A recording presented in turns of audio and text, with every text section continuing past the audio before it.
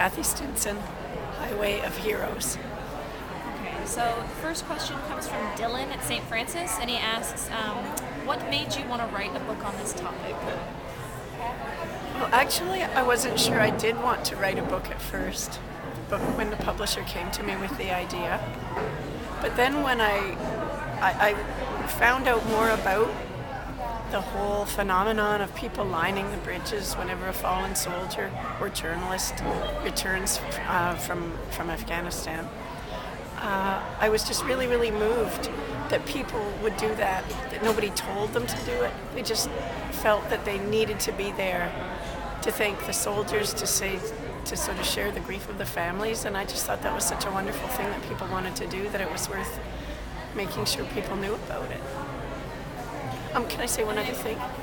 Another thing too is that it's returning soldiers who live all over Canada, who travel that route, and some people have thought that it was only like kind of a Toronto phenomenon because the route travels from Trenton to Toronto. But I thought, people all over the country need to know this isn't just about Toronto, this is about all of Canada. Great. And the second question is from Nick at St. Francis, and he asks, if you were the little boy, what would you do? What would I do? I'm not sure I really understand the question. That's okay. It's okay. They were little.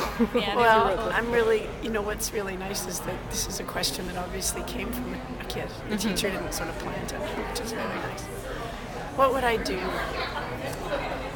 I guess I would want to try and do whatever I could to remember my dad, and maybe make a little book or something about him with the pictures I did have of him to help me remember.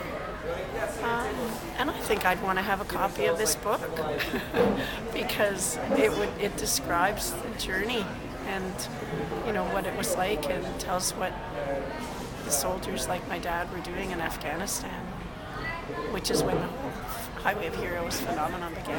So I think that may be what I would do.